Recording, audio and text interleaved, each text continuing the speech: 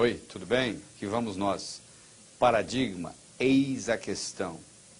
O que conta não é o que acontece com você, mas como você responde ao que acontece com você. Posso ter dois indivíduos que vieram da mesma família. Um acha que a infância foi uma maravilha, o outro acha que foi um inferno. Não é verdade? Então o que conta não é a sua experiência, é como você reage à experiência que você tem. E essa percepção é a sua atitude. A sua atitude determina isso. Então nós temos uma atitude do indivíduo que é otimista e uma atitude do indivíduo que é pessimista. Eu sempre digo o seguinte: otimismo sozinho não resolve. Pessimismo atrapalha. E o modo de você mudar essa atitude, que vai determinar a sua altitude na vida, depende muito do modo como você percebe o mundo. Depende muito do que nós chamamos de paradigmas. Ou seja, a percepção que você tem do mundo. Vou dar um exemplo. Se um indivíduo do sexo masculino veste uma saia ou um vestido de mulher, é um absurdo. Se um indivíduo do sexo feminino veste uma calça jeans de homem, não tem problema nenhum. Por quê? É o paradigma vigente na nossa sociedade que mulher pode usar roupa de homem, mas homem não pode usar roupa de mulher. Não é verdade? Isso é um paradigma. Isso não está escrito em lugar nenhum. Mas é o modo como uma coisa é percebida. O paradigma está para nós igual a água está para o peixe. O peixe que nunca saiu da água, ele não sabe que existe água. Porque ele só vai saber que existe água quando ele souber o que não é água. Porque o nosso cérebro conhece por comparação, conhece por analogia. Então, se ele não sabe o que não é água, ele não sabe que ele vive na água. Se você não está vivendo num paradigma diferente, você não sabe que você vive num paradigma. E aquele paradigma determina o que é possível e o que é impossível na sua vida. E o paradigma, de um modo geral, está ligado com o paradoxo. Quando você depara com um paradoxo, é hora de mudar o paradigma. Niels Bohr, que é um físico dinamarquês que ganhou o prêmio Nobel por causa da estrutura do átomo, ele tem uma frase que ele diz o seguinte: que bom que nós encontramos um paradoxo. É sinal que nós estamos prestes a descobrir um novo paradigma. Quando a situação se torna paradoxal, o único jeito que você tem é criar novos paradigmas. E os paradigmas vão se tornando obsoletos. Essa que é a realidade. Então, na época das carruagens, ganhava dinheiro quem fabricava carruagem, quem fabricava roda de carruagem. Depois que o Henry Ford introduziu o modelo T, todo mundo passou a andar de carro, não adianta você fabricar roda de carruagem mais. Hoje você tem que fabricar pneu, é verdade? Porque houve uma mudança no paradigma. E isso aí vai determinar o modo como você vive. Vou dar um exemplo muito simples. Houve uma época que o mundo era chato. Até que Nicolau Copérnico matematicamente provou que o mundo era redondo, e Cristóvão Colombo comprovou. Quando o mundo era chato, era impossível você fazer uma viagem de volta ao mundo num mundo chato. Quando o paradigma é do mundo redondo, agora você pode fazer uma viagem de volta ao mundo. Ou seja, quando há uma mudança de paradigma, há uma multiplicação de possibilidades. Ou seja, aquilo que era impossível na sua vida, com a mudança de paradigma, passa a ser possível. Mas só que a nossa tendência é continuar com os paradigmas antigos. A Suíça dominou o mundo de relógios durante muito tempo. Quando o relógio eletrônico, que provavelmente você está usando aí no seu pulso, foi inventado, houve um grande problema na Suíça, porque quem inventou o relógio eletrônico não foram os japoneses, nem tampouco os americanos, foram os suíços.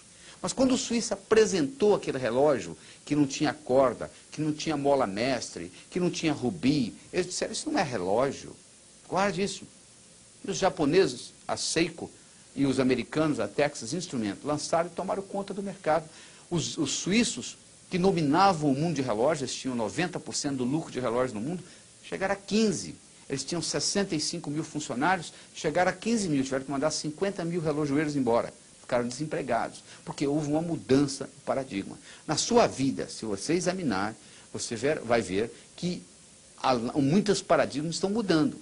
E se você não acompanhar com essa mudança, você vai ficando para trás. E o paradigma determina a sua atitude, porque você nunca vai saber se é sorte ou se é azar, dependendo do que vem depois. Eu tenho uma história que eu conto no meu livro Sucesso Não Ocorre Por Acaso, que é a história de um menino que está sentado na calçada, numa pequena vila da China, e passa uma cavalaria, e tem um potrinho, um cavalinho que nasceu 5 ou 6 dias antes, e o potrinho não está conseguindo acompanhar o ritmo da cavalaria. E o dono da cavalaria vê aquele menino sentado e pergunta para ele: você quer esse cavalinho para você? Ele: quero. Ele ganha o cavalinho e leva para o quintal. Aí o vizinho do pai do menino vem para conversar com o pai do menino e diz: poxa, seu filho é de sorte, hein? Ele diz: por quê? Ele está sentado lá na calçada, ganha um cavalinho. Ele diz: pode ser sorte ou azar, o tempo dirá. O cavalinho cresce, o menino cresce, pegado um ao outro. Um dia o cavalo foge, vai embora, o rapazinho entra em depressão. Vem o vizinho: pô, seu filho é de azar, hein? Azar ou sorte, o tempo dirá, responde o pai do menino. 6 meses depois, o cavalo volta a seguir de cavalos selvagens. O cavalo selvagem não tem dono, fecharam a porteira do curral, é deles. Vem o vizinho: seu filho é de sorte. Sorte ou azar, o tempo dirá. O rapaz vai montar num cavalo, o cavalo pula com ele, quebra a perna. Vem o vizinho: seu filho é de azar. Azar ou sorte, o tempo dirá. O reinado onde ele vivia declara guerra ao reinado vizinho. Todos os indivíduos da idade dele vão para a guerra, com exceção dele, está com a perna quebrada. Vem o vizinho: seu filho é de sorte. Sorte ou azar, o tempo dirá. Se eu chego num cassino, você está jogando, você está ganhando $1 milhão, você diz para mim assim: ganhei $1 milhão, eu pergunto: você já parou de jogar? Você diz: não. Então, você não ganhou ou perdeu até que você tirou as fichas da mesa. E aqui na nossa vida, nós tiramos as fichas da mesa quando nós morremos, quando nós transcendemos, quando nós mudamos o nosso endereço cósmico. Essa é que é a verdade. Só aí que nós tiramos a ficha da mesa. Porque às vezes uma coisa que parece azar é sorte. Parece sorte é azar. O tempo dirá. Então por isso que essa atitude positiva, de você estar sempre vendo os dois lados da coisa, é muito importante. Nós vamos discutir em segmentos futuros desse vídeo a importância dos problemas. E continua a aplicabilidade desse processo de atitude. Então o que hoje é impossível na sua vida, é impossível baseando-se no paradigma que você vive. Se você mudar o paradigma, as possibilidades se multiplicam. E todas as vezes que você mudar o paradigma, você não quer mudar, porque mudando você está declarando que você está obsoleto. Você está começando de novo. E toda vez que você começa de novo, você tem que voltar a estaca zero. Os suíços, quando finalmente se deram conta que tinham que entrar no mercado do relógio eletrônico, eles tiveram que aprender eletrônica com os japoneses e americanos. Todo aquele know-how que eles tinham de implantar mola mestre, rubi e etc., não serviu de nada. Eles tiveram que começar de novo.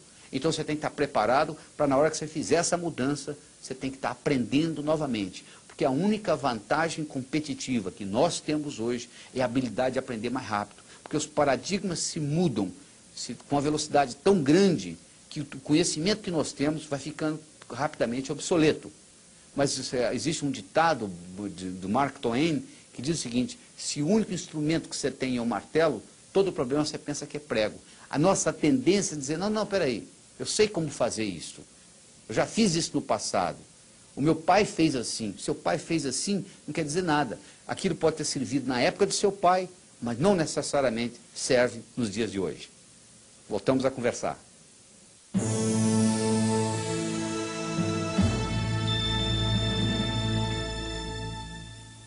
Oi, tudo bem? Aprendendo com os problemas. Você sabe que se eu tirar os problemas da sua vida, eu acabo com a sua vida? Se tirar os problemas do seu emprego, você perde o emprego.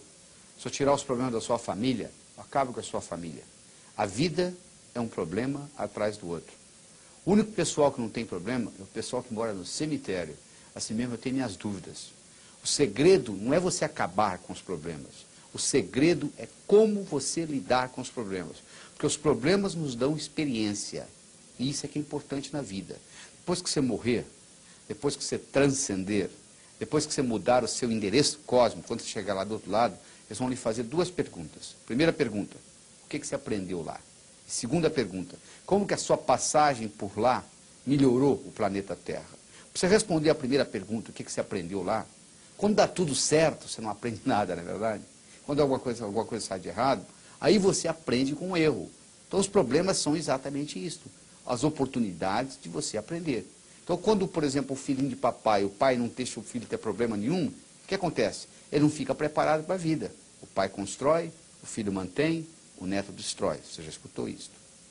Deixa eu lhe contar um problema que ocorreu comigo quando eu tinha 12 anos de idade e que foi uma situação crucial de mudança na minha vida. Quando eu tinha 12 anos de idade, o cachorro da minha vizinha sumiu. E ela achou que eu tivesse roubado o cachorro. Então ela chegou para mim e disse, quer meu cachorro? Roubou, não roubou, roubou, não roubou. Ela foi no posto policial, deu parte. Então veio uma intimação para que eu comparecesse lá. E o meu pai disse, ó, chegou isso aqui para você. Eu falei, pai, o senhor vai comigo? Eu falei, não, eu não, esse problema é seu. Ela tem 12 anos de idade. Não interessa, o problema é seu. Eu arrumei um tio, ele foi comigo, nós chegamos lá, comecei a discutir com um cabo ignorante lá e acabei voltando para casa com uma multa. Tinha que comprar um cachorro para a vizinha. Aí eu mostrei para o meu pai e disse, você vai comprar. O dinheiro vai sair do seu bolso. E eu tinha ganho meu primeiro dinheiro dando aula particular de matemática. Eu sempre gostei de matemática, eu dava aula particular. O primeiro dinheiro que eu ganhei na minha vida, eu usei para pagar um cachorro que eu nem sabia que existia. Por muitos anos eu ressenti o meu pai. Primeiro, por não ter ido ao posto policial comigo. E segundo, por não ter pago a multa.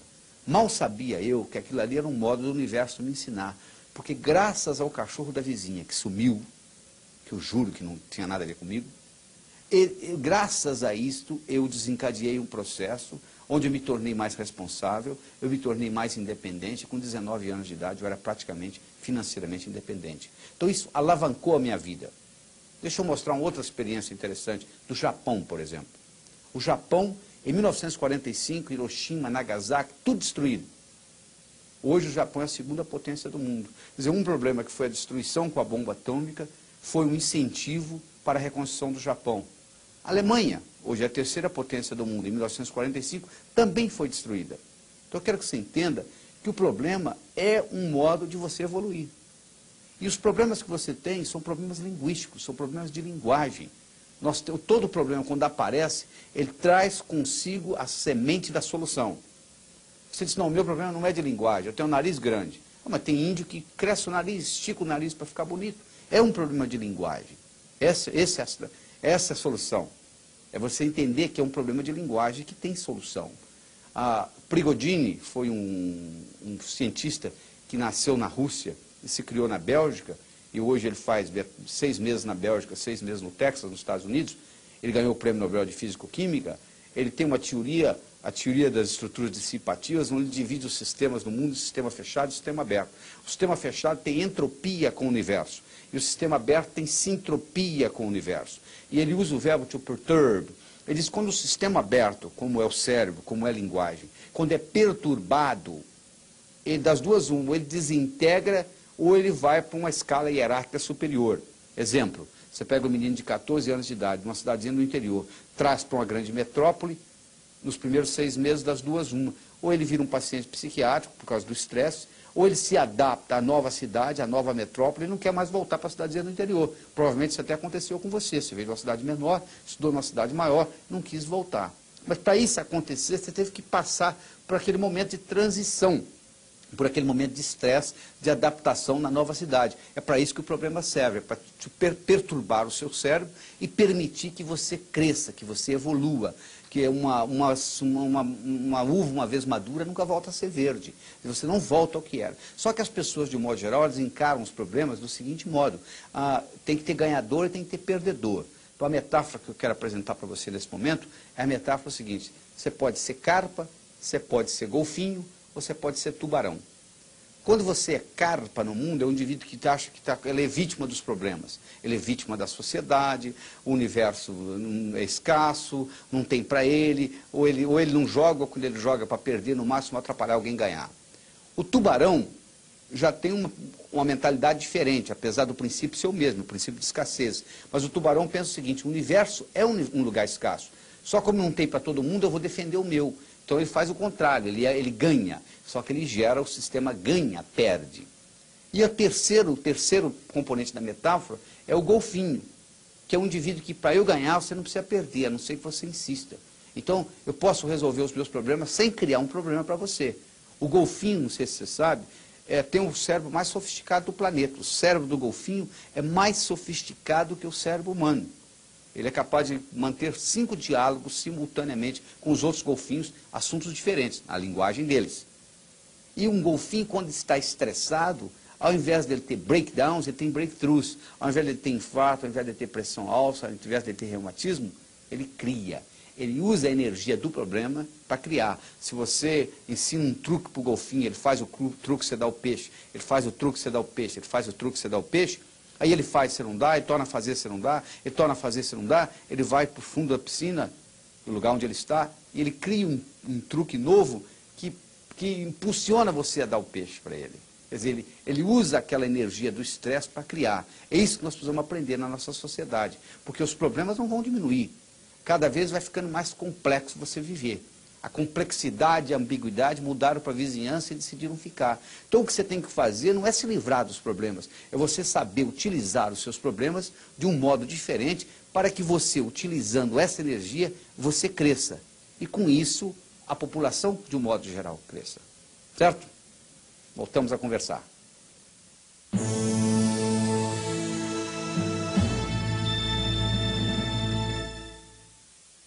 Olá, tudo bem? Para quem que você trabalha? Você está sempre trabalhando para você, sabia disso? Mesmo que você seja assalariado, se você melhora, quem melhora é você. Napoleon Hill fez aquela pesquisa onde ele entrevistou 16 mil pessoas. Dos 16 mil eram milionários. Dos 1.000 milionários, ele selecionou 500, que além de terem dinheiro, tinham saúde, boa vida familiar, etc, etc, etc. E muitos daqueles indivíduos, eles começaram pobres e terminaram ricos. Todos aqueles indivíduos que começaram pobres e terminaram ricos, quando eles trabalhavam para alguém, eles trabalhavam como se a empresa fosse deles. Eles economizavam como se a empresa fosse deles. Eles administravam como se a empresa fosse deles. Porque se você tem a atitude seguinte, bom, eu não vou me empenhar nisso não, porque isso não é meu. O dia que eu tiver o meu negócio, aí é diferente. Aí o dia que você tiver o seu negócio, sabe o que acontece? No momento que você for fazer, você não tem know-how para fazer. Aí acontece o que acontece no Brasil. Mais de 50% das empresas abertas fecham nos primeiros 12 meses, porque o dono da empresa não tem know-how, porque ele não se empenhou em trabalhar para o outro, e o dia que ele abriu o dele, ele não tem know-how de como ser dono de empresa. Então o que você tem que fazer, se você é assalariado, é trabalhar como se a empresa fosse sua. E tem que trabalhar mesmo, porque sucesso só vem antes de trabalho no dicionário. Mas, por outro lado, trabalho sozinho não traz sucesso. Eles entrevistaram um milionário que ficou milionário aos 65 anos de idade, em Brooklyn, New York. E eles perguntaram para o indivíduo, por que o senhor ficou milionário aos 65? Por que não aos 55? Por que não aos 45? Sabe o que ele respondeu? Eu estava muito ocupado trabalhando, não tinha tempo de ganhar dinheiro. O que ele quis dizer com isso? Que às vezes você focaliza tanto no que você está fazendo, que você esquece de dar um passo para trás e ver a coisa numa perspectiva maior. Porque para você ser bem sucedido profissionalmente, você tem que fazer as coisas acontecerem. Não significa necessariamente que você tenha de fazê-las. Aí é que vem a palavra delegação, que pouca gente entende. Delegar significa que eu vou entregar para alguém que faça pior do que eu. De antemão eu já sei disso, mas eu vou entregar de qualquer jeito, porque eu delegando para outra pessoa, que faz pior do que eu faço, eu vou primeiro liberar o meu tempo para fazer coisa mais importante. E segundo, eu vou estar ajudando a outra pessoa. Você imaginou um cirurgião para operar, tivesse que ser um ótimo cirurgião? E como que ele vai se tornar ótimo? Ele tem que aprender. Alguém teve que delegar para ele chegar lá. Então a pessoa que não sabe delegar, ela está presa, porque você só tem 24 horas por dia, você tem um limite de tempo. O indivíduo que aprende a delegar, ele então alavanca, ele consegue fazer várias coisas ao mesmo tempo. A outra coisa importante para você entender em aspecto de sucesso profissional, é você entender a diferença entre a palavra eficiência e a palavra eficácia. Eficiência significa fazer bem feito, eficácia significa fazer o que precisa ser feito. Você pode fazer muito bem feito, mas não precisa ser feito, que diferença que faz? Nos Estados Unidos, aconteceu um acidente com 3 ou 4 crianças, onde elas ficaram presas dentro de geladeiras velhas, que iam para o basement, para o porão da casa, a criança entrava, a geladeira batia, você lembra que antigamente você deve ter visitado a casa da sua avó, a geladeira tinha uma maçaneta, e aquela tranca trancava. Então, de dentro não conseguia abrir. Então as crianças morreram asfixiadas, foi uma confusão enorme nos Estados Unidos, então eles decidiram montar geladeiras que abriam de dentro para fora também. E resolveram treinar as crianças no jardim da infância para abrir geladeira de dentro para fora. Na hora que está tudo pronto para começar, veio um sujeito e disse, para, não precisa nada disso. É só colocar um imã na porta da geladeira. Quando você bater, ela fecha. Porque se alguém ficar preso lá dentro, é só puxar o pé e abra. Aí o sujeito disse, não, mas está tudo preparado para ensinar para as crianças. Eu disse, mas não precisa. Ensinar o quê? Esse na sua geladeira da sua casa hoje, tem isso, tem um imã que segura. Esse aqui é abrir, é só você puxar, não tem problema nenhum. Então olha que interessante. O que é isso? É fazer o que precisa ser feito. Todas as vezes que você for, na sua empresa, ou na sua vida de um modo geral, gastar tempo ou dinheiro com qualquer coisa, a primeira pergunta que você tem que fazer é a seguinte: isso precisa ser feito ou não? Se a resposta é não, não perca tempo fazendo. Porque o que acontece muitas vezes é a nossa famosa burocracia, né? Diz que a única coisa que nos livra da burocracia é a sua própria ineficiência. Você vê a burocracia, a quantidade de energia que nós gastamos fazendo coisa que não precisa ser feita. Esse aqui é o grande problema. Você utilizar a energia por nada. E isso é eficiente? É eficaz? Não está gerando efeito positivo. A outra coisa importante que você tem que entender no aspecto de trabalho é o aspecto de liderança. É o aspecto de você ser capaz de motivar as outras pessoas, de você ser um líder. Ser líder, você não nasce líder, você não vai num berçário e diz assim, aquele ali vai ser um bom líder, aquele não vai. Liderança é programação, você pode incorporar isso na sua vida em qualquer fase. Existem certos componentes, certos ingredientes que fazem um líder um líder. Um deles é a visão. O líder é um visionário, ou seja, ele consegue ver antes da coisa existir. O líder é um vendedor de sonho, ele está vendendo uma coisa que não existe ainda. Quando o Kennedy, em 1961, falou que queria o homem pisando na Lua antes da no final da década de 60, e dia 20 de julho de 1969, Neil Armstrong fez isto. Quando ele falou em 61, não haveria nenhuma possibilidade técnica daquilo acontecer, mas ele criou uma visão. Isso é muito importante. A outra coisa importante é você estar comprometido com o seu trabalho, com a sua visão. A visão nunca pode ser dinheiro, não tem nada errado com dinheiro, mas o dinheiro vem como consequência do seu trabalho, da sua visão, daquilo que você quer manifestar, pelo prazer de manifestar. A outra coisa importante é você saber se comunicar, você saber conversar metaforicamente. A metáfora é a linguagem dos deuses. É importante você trabalhar com integridade. Nem tudo que é lucrativo é íntegro, mas tudo que é íntegro é lucrativo a longo prazo. Essa frase é de Buckminster Fuller, que foi provavelmente um dos indivíduos mais inteligentes que viveu nesse século. Então você tem que ter integridade. Nós não somos não tem nenhum camelô aqui. Você quer fazer o negócio de novo, e de novo, e de novo, e de novo. Você tem que usar mais a sua intuição no seu trabalho. A quantidade de informação dobra a cada 4 anos. A partir do ano 2000, dobra a cada 20 meses. Você não vai conseguir coletar todos os seus dados para fazer uma decisão. Intuição significa fazer decisões corretas com dados incompletos. E cada vez mais você vai ter que ser capaz de ter que utilizar essa intuição. Isso é uma característica do hemisfério direito. E você tem que também entender de realidade. Você não adianta você dar uma de avestruz e enfiar a cabeça na areia. Você tem que entender onde você está operando, qual é o mercado, o que isso pode lhe dar de lucro. Você tem o seu pior competidor ainda não apareceu, vai surgir do nada. Porque a mudança é muito grande, a competição aumenta cada vez mais.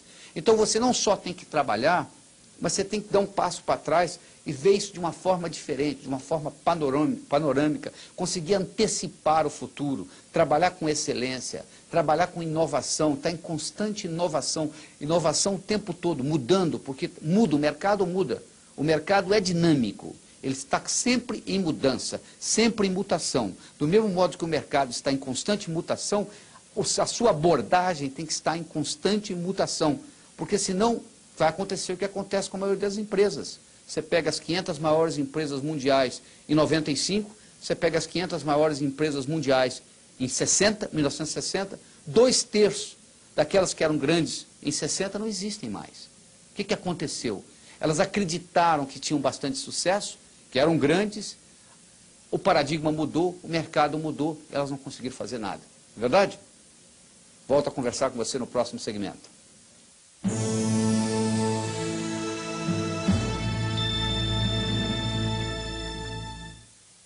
Olá, tudo bem? Harmonizando sua vida pessoal e sua vida profissional. Você dorme provavelmente 8 horas por dia, não é verdade? Um pouquinho mais, um pouquinho menos. O dia tem 24 horas. Se você dorme 8, sobram 16. Você trabalha mais ou menos em torno de 8 horas por dia, talvez um pouquinho mais, talvez um pouquinho menos. Ora, se você está dormindo 8, só sobraram 16. Porque dormindo não conta, né? Sobraram 16. Dessas 16, metade você passa trabalhando. Se você não obtiver satisfação no seu trabalho, Meus pêsames. Você passa 50% da sua vida desarmonizado, estressado. Só que eu quero que você entenda que estresse em si não faz mal para ninguém. Sabe o que faz mal? É distresse. Se eu lhe der uma vara de pescar e você for para uma fazenda, daqui 2 meses você vai me devolver a vara e dizer, não quero não. Eu quero aquele estresse que eu tinha antes. Nós estamos acostumados com estresse. O pessoal reclama muito, mas também não consegue ficar sem estresse. Não tem nada errado com estresse. Nós convivemos com estresse. Estresse faz parte da vida moderna. O segredo não é você se livrar do estresse. Para você harmonizar a sua vida, o segredo é você fazer igual o golfinho. O que eu ensinei o golfinho faz? Ele pega o estresse e ao invés dele ter breakdowns, ele tem breakthroughs. E ao invés dele ter pressão alta, reumatismo, envelhecimento precoce, ele usa esse estresse para criar. Mas se esse estresse passar um pouco demais e você não souber controlá-lo, é igual aquela pedrinha que você coloca no sapato. Coloca uma pedrinha bem pequenininha de areia no seu sapato, dentro do seu sapato, e vai andar durante o dia. No final do dia você me conta o que aconteceu. É apenas uma pedrinha, é uma coisinha à toa, mas faz uma diferença enorme. Às vezes um pequeno estresse que você carrega cronicamente pode fazer uma tremenda diferença na sua vida. Então o que eu quero que você aprender a harmonizar a sua vida, você tem que aprender a relaxar. O relaxamento é fundamental, porque o seu hemisfério direito, ele só trabalha quando você está relaxado. Se você tiver com a musculatura contraída, o hemisfério direito não entra em atividade. E você sabe, o hemisfério direito é a fonte da criatividade. As grandes descobertas no mundo ocorreram graças ao hemisfério direito. O Albert Einstein deitado na rede, imaginando que ele viajava no raio de luz. O Arquimedes deitado na banheira, saiu correndo nu na rua, gritando eureka, eureka, eureka. Então o relaxamento é fundamental para você descobrir novas coisas. E você não precisa ter muitas grandes ideias na vida, não. Às vezes você tem uma ideia boa, é o bastante para o resto da vida. Não é verdade? Outra coisa importante, respiração. Você sabia que se faltar oxigênio ao cérebro, imediatamente o cérebro desmaia? É importantíssimo. O cérebro representa 2% do peso do seu corpo e consome 20% do oxigênio que você respira. Você vê como é que ele usa o oxigênio. Se faltar oxigênio ao cérebro, imediatamente o cérebro desliga. Por quê? Porque aí você desmaia, você vai da vertical para a horizontal, facilita o fluxo, facilita a chegada de oxigênio. É um mecanismo de defesa que o corpo tem. Agora, essa respiração pode ser feita do seguinte modo. Você pode inspirar contando em 4, segurar contando em 4 e expirar contando em 4. Então é 1, 2, 3, 4, 1, 2, 3, 4, 1, 2, 3, 4. E você faz isso 4 vezes. O que você está fazendo? Quando você inspira, você está trazendo oxigênio. Quando você segura, você está criando o que se chama hipóxia.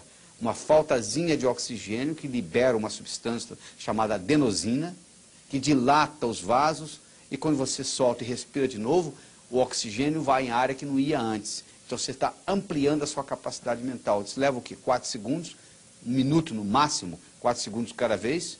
Então, se em menos de 1, 2 minutos, você faz uma reoxigenação cerebral.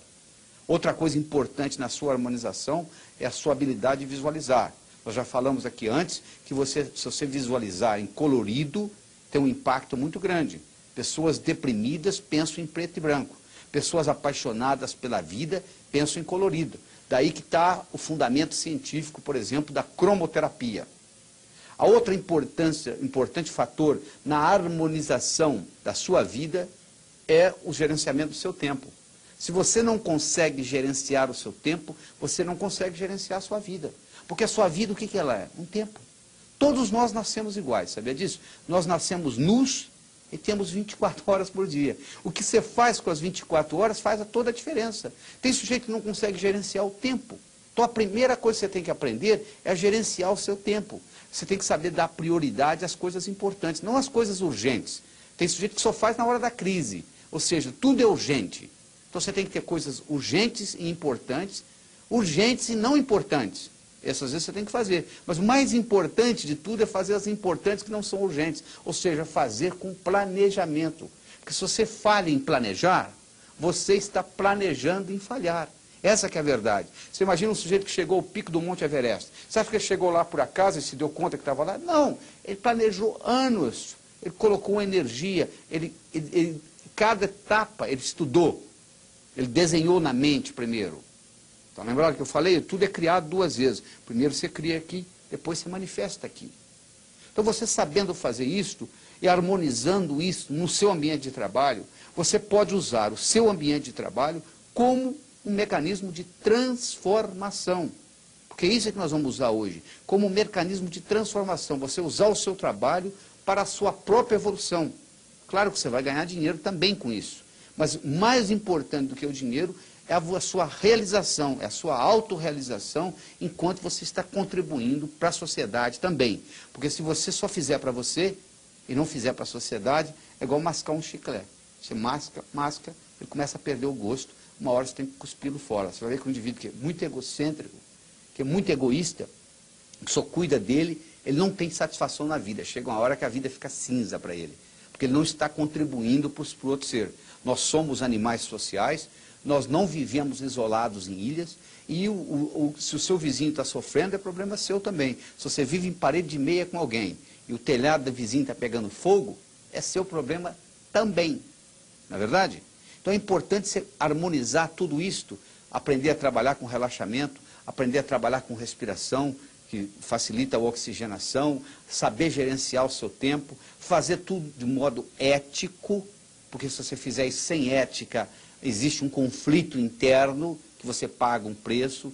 Todas as vezes que você é antiético, todas as vezes que você está em incongruência com seus valores, há uma depressão do sistema imunológico, você fica mais propenso à doença, essa é a verdade. Os indivíduos ficam mais propensos à doença, desenvolve câncer e etc., porque ele está gerenciando esse problema ético. Se você vai fazer alguma coisa que gere sentimento de culpa, às vezes não vale a pena fazer, porque uma das manifestações de maturidade é você poder adiar gratificação. Às vezes o sujeito quer alguma gratificação imediata, mas ele paga um preço muito caro por isso, não vale a pena. Então o que adianta você fazer tudo isso se a sua vida está desarmonizada? Então, harmonizando a sua vida é muito importante, porque do contrário não adianta nada. Que adianta você morre aos 40 anos de infarto? O que adianta todas essas metas, todos esses sonhos, todas essas realizações que você planejava? Não vai ter impacto nenhum. Não é verdade? Pois é isso aí. Continuo discutindo com você no próximo vídeo. Até lá.